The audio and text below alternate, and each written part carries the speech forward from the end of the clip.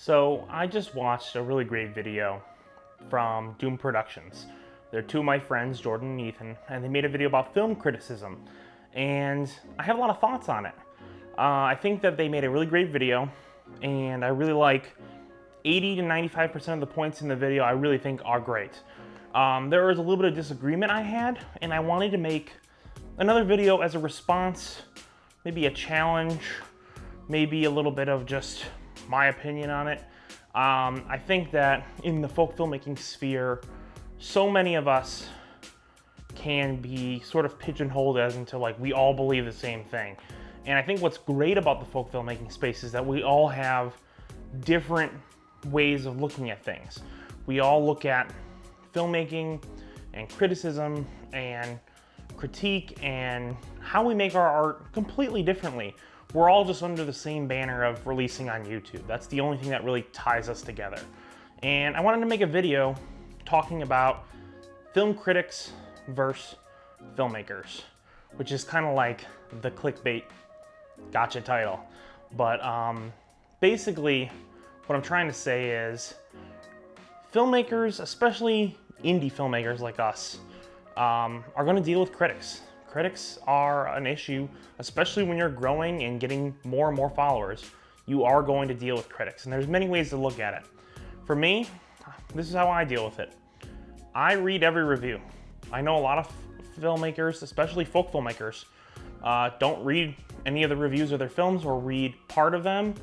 I read every review because I think every opinion is valid and every opinion should at least be voiced.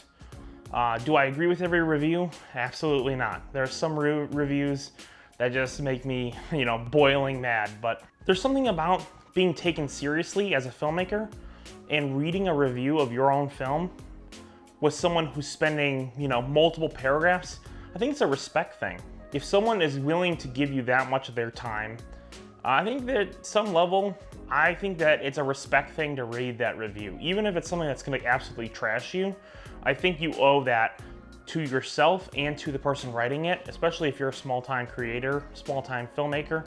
I think reading reviews is important to just get a gauge on what kind of reaction you have on your film. That is something that I think a lot of people agree with. Some people don't like that. For me, I have to read the reviews because I know that it would eat me up if I didn't read them. So I read every review, but I think that there is sort of a few points I wanted to make to my audience if you get reviews on your film in the future. There's a couple guidelines I would use, and I think some of these might agree with sort of what Doom Productions was saying. First of all, and I made a video a while ago about how to respond to critique. And the number one thing I always say is don't be a doormat. If someone is just absolutely just swearing in their review or saying you're a terrible person, just close the review and don't read it. You don't need to read something if it's just going to be complete character assassination. Immediately get out, close that, don't think about it anymore. That's not a review, that's just a personal vendetta. And a lot of people in the review sphere will hide their opinions amongst this sort of trash of saying mean things to you. I've had people say stuff about my weight, about my personality, stuff that has absolutely zero to do with the films. And those are not reviews. Those are just thinly veiled bullying. And that's something you should never, ever tolerate. That's the number one thing. Second of all, if it's a harshly worded critique that isn't calling you out, read it. I think you should read it. Even if it's something that seems very harsh and seems very negative, I think you should read that just to see the range of perspectives. Not always is a bad reaction a bad thing for your film. If someone is willing to write hundreds upon hundreds of words in negative, fiery passion for your film, it means your film is working in some way. It has offended someone so strongly that they spent a whole afternoon, 2 hours writing their film review of your movie.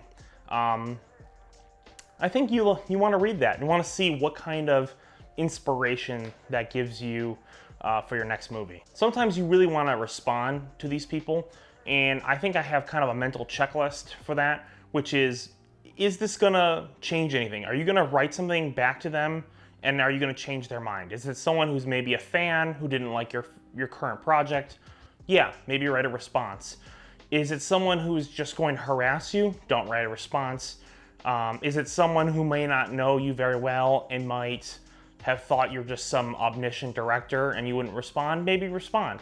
A lot of times I think people are more willing to be human and be empathetic when maybe you just talking to them will help them see that, oh, this is an actual person, maybe I'll tone it down next time.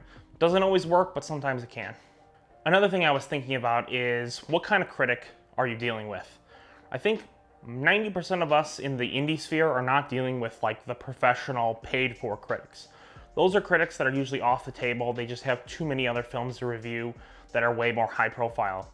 If you get one of those reviews, you're lucky, even if it's a bad review. Then you have the low end, like just average person goes on Letterboxd and reviews your film.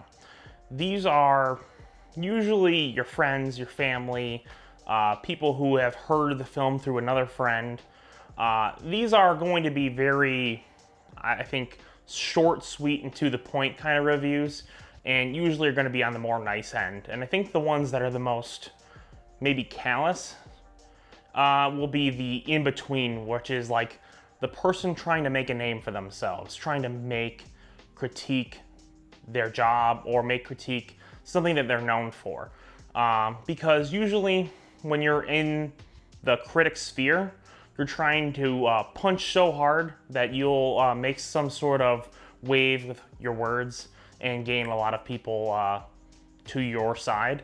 And so I think a lot of times these sort of startup reviewers, as I would call them, usually end up being the more critical and the more colorful with their language. And those are the ones I think you have to most often look for in terms of like who might be a little bit more negative about your work. A great example of a filmmaker and a critic going at it would be Vincent Gallo and Roger Ebert. When he made his film The Brown Bunny, they clashed heads in a review, and they literally were like in battle with each other for like multiple years. So far as like Vincent Gallo literally putting like a curse on him.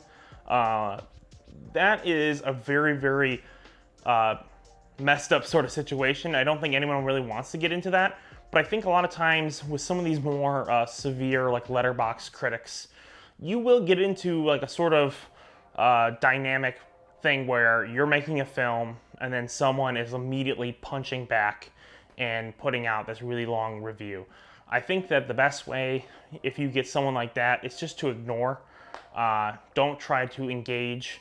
Don't try to become someone who's obsessed with those sort of reviews. I think film critics and filmmakers both want the same thing. They want good movies.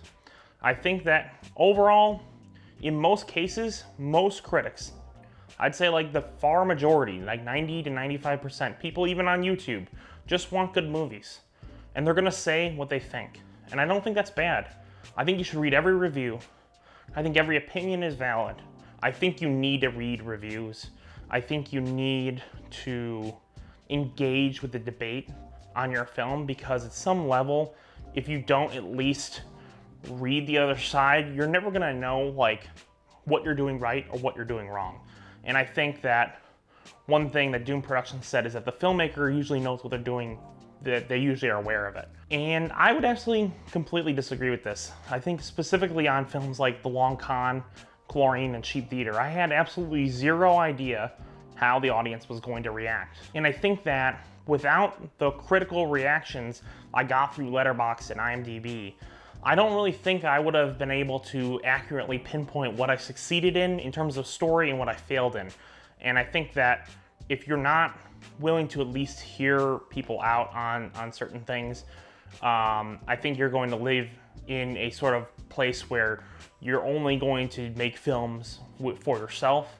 And I think that film ultimately is for the community, and it is for the people to watch it. And I think that those opinions are valid. You shouldn't have to listen to every opinion. You shouldn't have to agree with every opinion, but you should at least open that discussion and see if someone put that much time into your film, you should at least read it. So, thanks, and go check out Doom's video. It's a great video. I really like those guys, so I have 2 videos somewhere around here. So check those out too. So have a good one and subscribe.